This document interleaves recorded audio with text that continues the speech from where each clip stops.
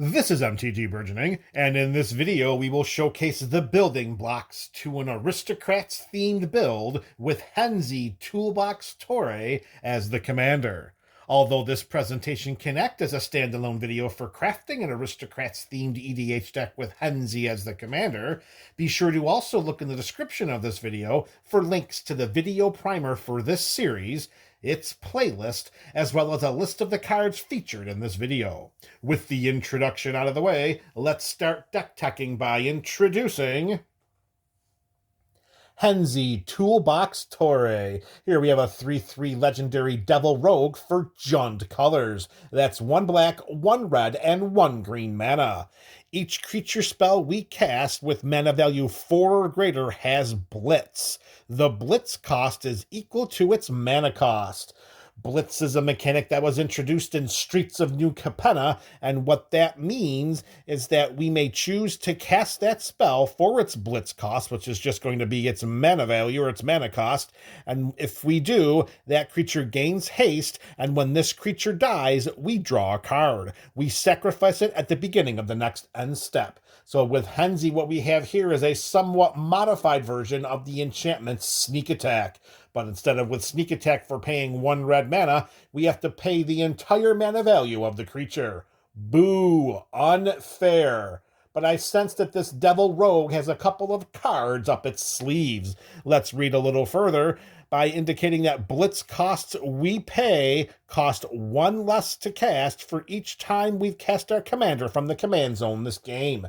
So right away, the first time that we cast Henzie, we already have a 1 generic mana reduction in the mana values of those creature cards that we decide to Blitz into play with Henzie. And also note, they do have haste, so they're coming in and attacking right away. And when they die, we draw a card, and if our opponents do not kill the creature, well, it will die by our hand because Henzie force sacrifices it at the beginning of the next end step.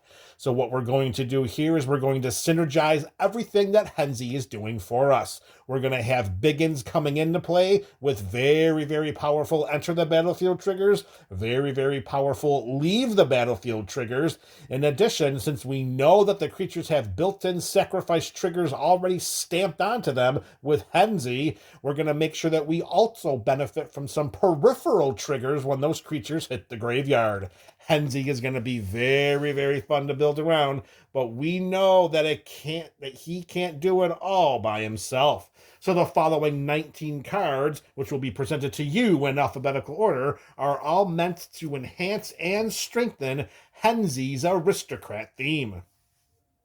The first card we're going to showcase is a mono-red creature. It is Atsushi the Blazing Sky, a 4/4 legendary dragon spirit with flying and trample for just 2 and 2 red mana, while a 4/4 body, 2 keywords for a total of 4 mana, and we're not even done yet. When Atsushi dies, we choose one of the following 2 modes. Either we exile the top 2 cards of our library, and until the end of our next turn, we may play those cards, or we create 3 treasure tokens. So when blitzed into play, we send this flying trampoline dragon into combat, and then when it dies, we either get card advantage or mana acceleration.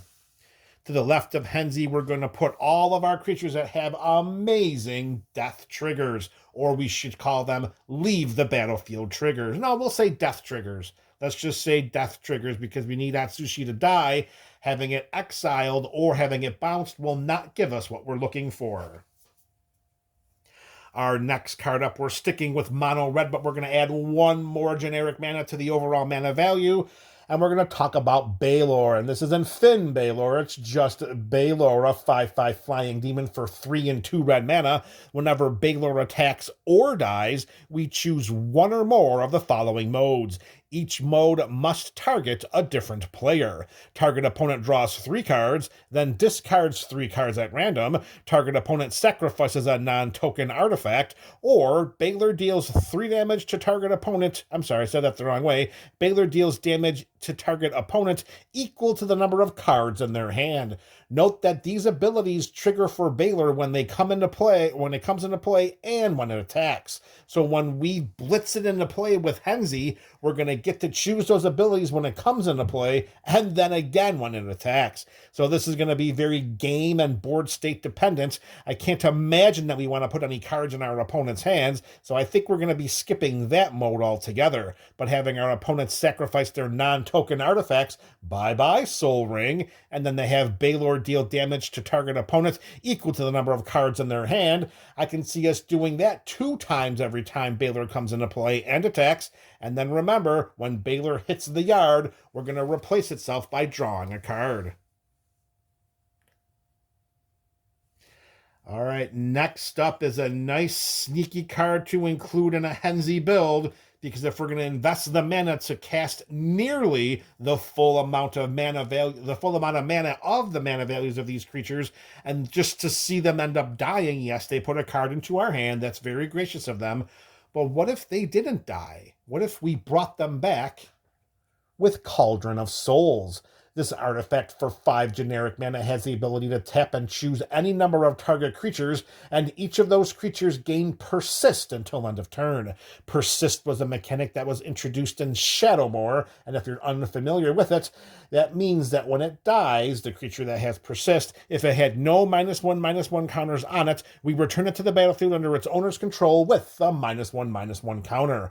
This is the perfect card to have on our side of the battlefield, because the creatures still die. It's just that Persist will bring them back from our graveyard to the battlefield. So the card drawing trigger that Henzie stamps onto them will trigger, and we get the creatures back on our side of the battlefield. And in the case of Baylor, if we blitz it into play, attack with it, it dies, we bring it back with Persist. That's going to be another round of the enter the battlefield triggers, and suddenly you're beginning to understand how hated Henzie's going to be by the opponents sitting at our table. Also note, for the purposes of politicking, if that's your jive here at the EDH table, it says to act, when we tap Cauldron of Souls, it says choose any number of target creatures.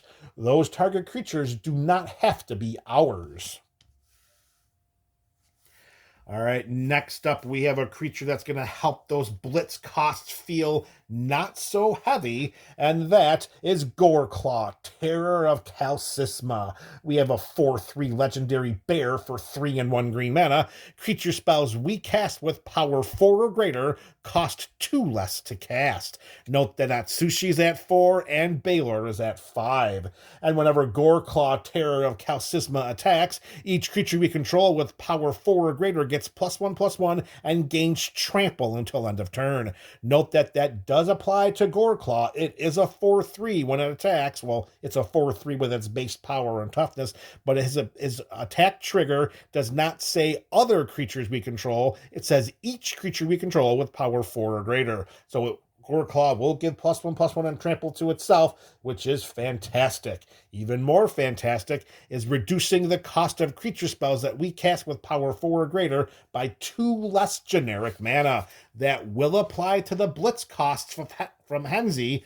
It will help to get those blitz creatures into play that much more quickly. So note, we cast Henzie from our battlefield with 3 mana, and then right on curve the next turn, we cast Goreclaw, and then suddenly, because of Henzie's 1 mana reduction, because we've cast him from the command zone once so far, and Goreclaw's 2, suddenly we can cast Atsushi and Baylor each for just 2 red mana. As if that wasn't enough, let's make sure we have some redundant ways in which to reduce the mana values of our creature spells, particularly when we want to blitz them into play with Henzie. We get that in spades with Heartless Summoning. An enchantment for 1 and 1 black mana, creature spells we cast cost 2 less to cast, and creatures we control get -1/-1. Normally, I would not include a card like this that has the ability to really hurt our creatures.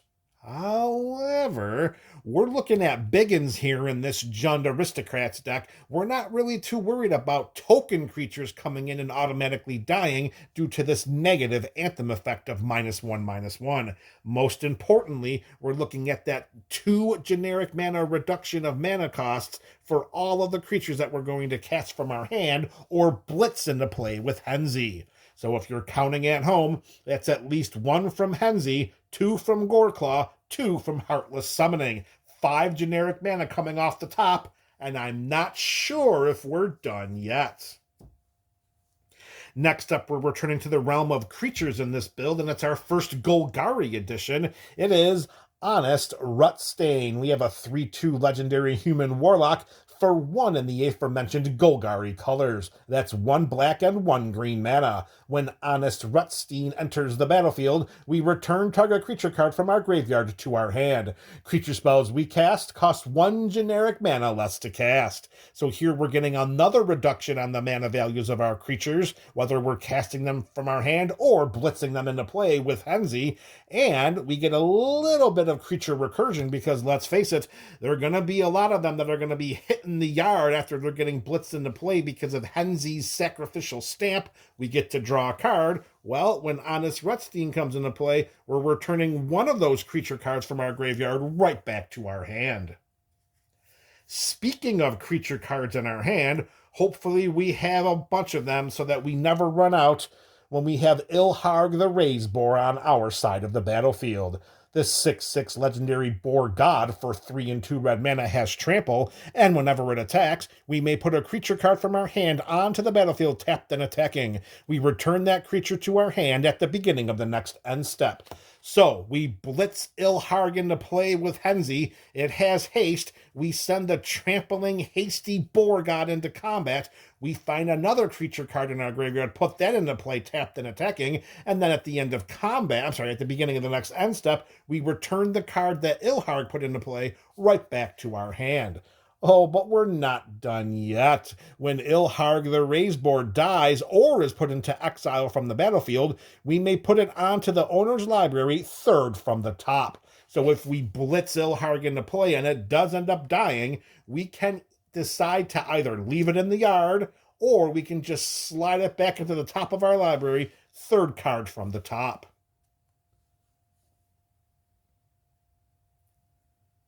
What did we say? Death triggers.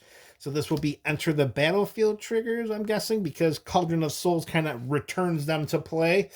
I don't know if I feel good about putting those 2 cards together. Why don't we slide Cauldron of Souls down over here? Nah, let's put Cauldron of Souls. Well, what are we doing with this? All right, so Atsushi and Baylor had death triggers.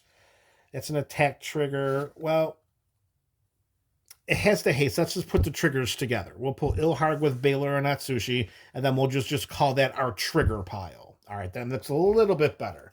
All right, next up, sticking with a mono-red theme, but we're shifting away from creatures and going to enchantments, and this time it's for Industrial Advancement. An enchantment for 3 and 1 red mana. At the beginning of our end step, we may sacrifice a creature. If we do, we look at the top X cards of our library, where X is that creature's mana value. We may put a creature card from among them onto the battlefield, and then we put the rest on the bottom of our library in a random order. So you're probably thinking to yourself, MTG Burgeoning, why are we including this card? Henzie is already going to sacrifice it for us. So we could just draw the card that way. Well, what we're looking to do is we already know that the creature is going to be sacrificed. So why don't we just slide in an additional benefit for making that sacrifice? With it being stamped on the Henzie, that when the creature dies and we draw a card, and we know that we're going to draw a card as long as we can get the creature from our graveyard the creature from our battlefield, from our side of the battlefield into the graveyard to draw the card. Well, why not just get an additional benefit from that? It's going to draw us the card when it dies, whether by Henzie's hand or through Industrial Advancement. So if we choose to sacrifice that creature at the beginning of our end step, which is exactly when Henzie said we would have to sacrifice it anyways, not only do we still get to draw the card, but we still get to put a creature into play through the sacrifice of that creature to Industrial Advancement. Right there, we're getting 2 back from 1. Henzie blitzes it in the play. We draw a card when it dies. Industrial Advancement searches the top of our library, puts a creature right back into play. All right, back to a creature with death triggers. We have a mono black edition here. It is Junji the Midnight Sky, a 5/5 legendary dragon spirit for 3 and 2 black mana. Junji has flying and menace, and when it dies, we choose one of the following 2 modes. Either each opponent discards 2 cards and loses 2 life, or we put target non-dragon creature card from a graveyard onto the battlefield under our control, and we lose 2 life. I'm going to be honest with you here, folks. As much as I like life-draining abilities, we're going to go with the creature probably every single day and twice during Friday Night Magic. Note that the non-dragon creature card that we get to target, it's targeted from any graveyard. We do not have to target a creature from our graveyard. It can be one of our opponents. Most likely, it'll be a creature card from our graveyard because we're just going to have the biggest bomb creatures there are. But note that we can decide to pilfer around in our opponent's graveyards and grab one of those creatures if we have Junji die, as long as that creature is not a dragon creature. Speaking of dragon creatures, our next edition should help tip the scales of life directly in our favor, and that is Kokusho the Evening Star, a 5/5 legendary dragon spirit with flying for 4 and 2 black mana. When Kokusho dies, each opponent loses 5 life, and we gain life equal to the life lost this way. So, of course, if we have 3 opponents at the table, Kokusho hits the yard from the battlefield, and if it was blitzed into play with Henzie, not only are we drawing a card, but each of those opponents are losing 5 life, and we are gaining 15. In a deck like a Jund deck, that could definitely be the difference between winning the game much earlier and then winning the game later. That's right, I said it. Jund, baby, I said it. All right, we're shifting away from mono black for a little while to go to a mono green creature, and joining Goreclaw as another mono green creature in this video, we have Protean Hulk, a 6/6 beast for 5 and 2 green mana. When Protean Hulk dies, we search our library for any number of creature cards with total converted mana cost 6 or less and put them onto the battlefield. Then we shuffle our library. So just for the purposes of clarity, folks, it's not as if you can pull every single creature with mana value 6 or less from your library and put it into play. No. Now, see, there was a time MTG Burgeoning thought that many, many moons ago, only to have his heart shattered when he discovered the real truth that reading the card is actually how you have the card explain itself to you. So what Protean Hulk is, it's going to total up the mana value of each creature you decide to put onto the battlefield from your library when this beast hits the graveyard from the battlefield. In this deck, most likely we're just going to search for one of our biggins with the mana value maxed out at 6. Perhaps we can slide one in with 5. I mean, putting any one of the creatures that we've already showcased here into play when Protean Hulk dies, that would not be a terrible consolation prize for not putting every single one from the library into play, as long as the mana value total is 6 or less. All right, next up, we're going back to another Golgari edition here, but we're shifting away from creatures and going to a sorcery card. That is Rise of the Witch King, a sorcery for 2 in Golgari colors. Each player sacrifices a creature. If we sacrifice a creature this way, we may return another permanent card from our graveyard to the battlefield. That may not seem like it's a very impactful card because it makes us sacrifice a creature too. But consider what we have built here so far with Henzie. We have a ton of cards that allow us to reduce the generic mana value of cards that we blitz into play with Henzie. So being able to blitz a creature or 2 into play, having it have haste, and then when they die, we draw the cards, and then we have to sacrifice them at the beginning of the next end step. They're already going to be sacrificed. So we can just choose one of those creatures that came into play. Hopefully it's going to be during our post-combat main phase because we would have been able to successfully attack with them and deal combat damage. But we do that. We sacrifice a creature too. It's going to be sacrificed anyways. We draw the card because Henzie lets us, and then each opponent has to sacrifice a creature. And since we already we're going to, we're just making sure that that sacrifices to Rise of the Witch King versus the beginning of the end step with Henzie. We reap the benefit of searching our graveyard for another permanent card, which, let's face it, it's probably going to be one of the other biggins that were sacrificed there through Henzie's Blitz cost, and we're going to return that from the graveyard to the battlefield. Amazing synergy there. We get stronger. Our resources become more plentiful with the card that we draw from Henzie, and we put another creature into play from our graveyard, while our opponents each lose one. All right, next up, it's another way in which we can add additional benefits to the self-sacrifice trigger that Henzie stamps on to every creature that he blitzes into play, and that is with Riveteer's Ascendancy. For 1 mana of each color of our build here, 1 black, 1 red, and 1 green, this enchantment reads that whenever we sacrifice a creature, we may return target creature card with lesser mana value from our graveyard to the battlefield tapped. We can do this only once each turn.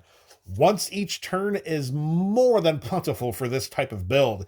If you notice, so far all of our creature cards here range from 4 to 7 mana. So if we're fortunate enough to blitz into play a Protean Hulk, and then we have to sacrifice it from the stamp of Henzie, if Riveteer's Ascendancy is on our side of the battlefield, when the Protean Hulk dies, we can return any one of these other cards from our graveyard to the battlefield, not to mention the card that Protean Hulk is going to cheat into play from our library right to the battlefield too. So with the ability to have our creatures get sacrificed, either through the stamp of Henzie or some other ways, we are going to get additional benefits from getting creatures from our graveyard back onto the battlefield, as long as those mana values are less than the creature that ends up getting sacrificed. Speaking of forced sacrifice, if for some reason Henzie is indisposed and languishing in the command zone due to overtaxation, let's face it, every time we cast him, that's 1 more generic mana that our spells get reduced when we blitz them into play. But there may be a point in time where our opponents decide to go straight pinata on Henzie every time he's on our side of the battlefield. And if he's in the command zone languishing from overtaxation, then we have a card here that can help us do almost exactly what Henzie was trying to do for us. And that is the aforementioned Sneak Attack. This mono red enchantment for 3 and 1 red mana allows us to pay a red mana to put a creature card from our hand onto the battlefield. The creature gains haste, and then we sacrifice it at the beginning of the next end step. So next to Henzie, we can think of Sneak Attack as plan 1B if for some reason we can't get Henzie into play as plan 1A, because the only difference here, aside from the investment of mana, we have to pay the cost of the mana. We have to pay the mana value of the creature to blitz it into play. Even with all of the generic mana reductions that we have, we still have to pay some colored mana. With Sneak Attack, it's 1 red mana per creature we're putting into play. Now, granted, we still have the self-sacrifice trigger at the beginning of the next end step, but we don't get to draw the card. So the 2 biggest differences is we save in mana with Sneak Attack, but we lose out on the card draw from Henzie.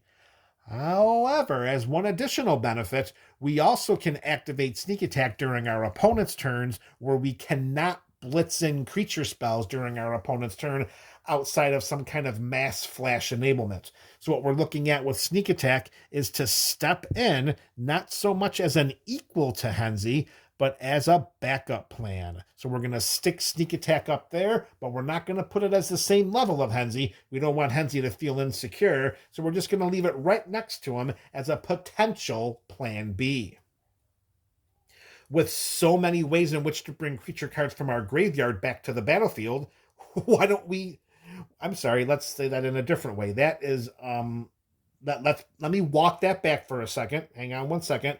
With so many ways in which to get our creatures from the battlefield to the graveyard, not vice versa, from the battlefield to the graveyard, let's include another peripheral benefit for doing so with Stalking Vengeance. This 5/5 avatar with haste is 5 and 2 red mana, and whenever another creature we control dies, it deals damage equal to its power to target player. So just imagine having Stalking Vengeance on our side of the battlefield, and then seeing all of these creatures get self-sacrificed by Henzie or by Sneak Attack, and what if we were able to bring them back into play with Cauldron of Souls? The creatures technically do die, so Stalking Vengeance's trigger would trigger. All right, next up, we're going to shift away from creatures, and we're actually going to include our second artifact of this video. This one is a legendary artifact. It is the Skullspore Nexus. For 6 and 2 green mana, 6 and 2 green mana, 8 total mana for an artifact in an Aristocrats deck? Oh, I know what you're thinking. You're thinking MTG Burgeoning. This card better do something bongzilla. Well, I got news for you. We're not even going to pay 6 and 2 green mana because this spell costs X less to cast, where X is the greatest power among creatures we control. We've got some pretty nice biggins over here, so it's very, very reasonable for us to think that we can cast this Skullspore Nexus for just 2 green mana. And whenever one or more non-token creatures we control die, which is pretty much all of our creatures right here, so whenever one of those bad boys die, we create a green fungus dinosaur creature token with base power and toughness each equal to the total power of those creatures. So many of these creatures have identical powers and toughnesses, but let's take example for Honest Rutstein. Honest Rutstein dies, the Skullspore Nexus is going to trigger. We're going to create a fungus dinosaur creature token whose base power and toughness are each equal to Honest Rutstein's power. So we're creating a 3/3, not a 3/2. And then lastly, we can pay 2 generic mana and tap the Nexus to double target creature's power until end of turn. Note that that ability does not have to be one of our own creatures. We could sneakily end up helping to one-shot an opponent without that opponent even knowing it's coming. That opponent could just take barely enough damage to survive, and then we decide, no, let's pay to tap this, double that creature's power, and wave bye-bye to you from the EDH table. This is going to help us get additional bodies onto our side of the battlefield for creatures that were already going to die. And note that they're going to have power and toughness equal to the powers of those creatures. All right, we have just a handful of cards left here for this Henzie video. The next one is a mono green biggin. It is Tree Shaker Chimera, an 8/5 Chimera for 5 and 2 green mana. All creatures able to block Tree Shaker Chimera do so, and when it dies, we draw 3 cards. If we can blitz it into play with Henzie, when it dies, we're going to draw a 4th card because of the ability stamped onto it by blitzing it into play. Note that all creatures that are able to block the Chimera have to. So with all of our mana reducers right here, if we have the ability to send multiple biggins at the same opponent, if one of those creatures is also the Chimera, that opponent is not going to block any of our creatures other than the Chimera. Sticking with mono green and another biggin, we have Woodfall Primus, a 6/6 Treefolk Shaman with Trample for 5 and 3 green mana. When Woodfall Primus enters the battlefield, we destroy target non-creature permanent. Whoa, baby, just like that. Just for it coming into play, destroy target non-creature permanent. And what's that mechanic underneath it? What does that say?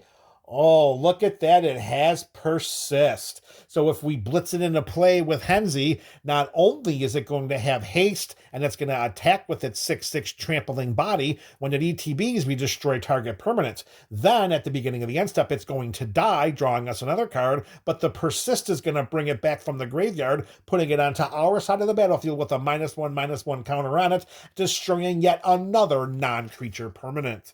Now you're starting to see exactly the kind of mayhem this Henzie Aristocrat build is going to cause for all of our opponents. All right, MTG Burgeoning community, the last card of this video, bringing this video and this Henzie build to a close. We began with one Jund creature. We're closing it out with another. That is Zeatora the Incinerator, a 6/6 legendary demon dragon with flying for 3 in Jund colors.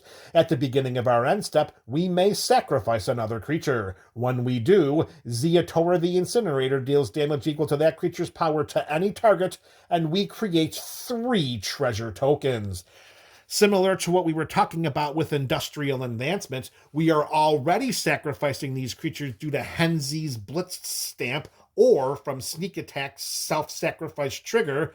Why not just sacrifice them to an additional outlet since they're already going to die? We still draw the card from Henzie, but if we sacrifice it through Zeatora the Incinerator, not only are we going to deal damage equal to that sacrificed creature's power to any target, which means any opponent, any creature, any planeswalker, we're also going to accelerate our mana by creating 3 treasure tokens.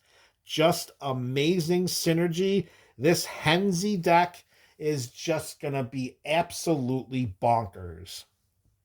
That is what I'm hoping to hear from you in the comment section below, MTGBC. We have showcased the building blocks to an aristocrat-themed build with Henzie Toolbox Torre as the commander. Let me know your thoughts about this craft in the comment section below. This is MTG Burgeoning, your channel for all things Magic.